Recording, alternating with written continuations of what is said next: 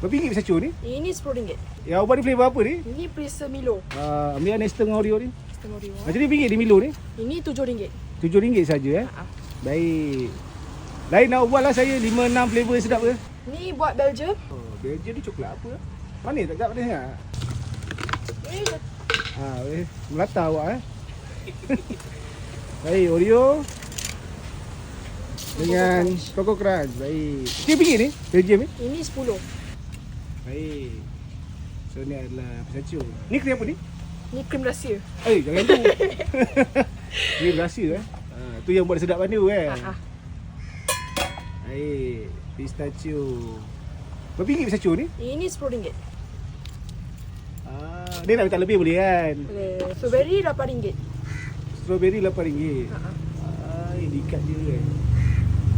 So ni balik just gogol-gogol makan je lah kan? Konflik. Konflik dengan kacang. Konflik dengan kacang ya. Lama dah berniaga sini? Ini baru 2 minggu. Baru lagi. Tadi pun kita letak krim. Ni krim rahsia tadi. Ni krim rahsia tadi.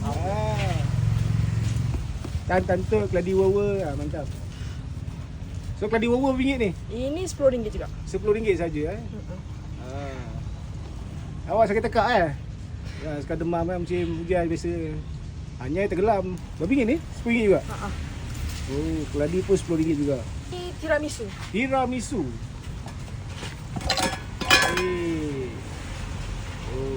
Ni tiramisu dia.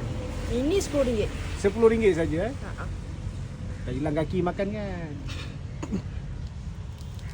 Macam RM1 ni RM10 Ini RM10. Makan dulu RM10 Bismillah.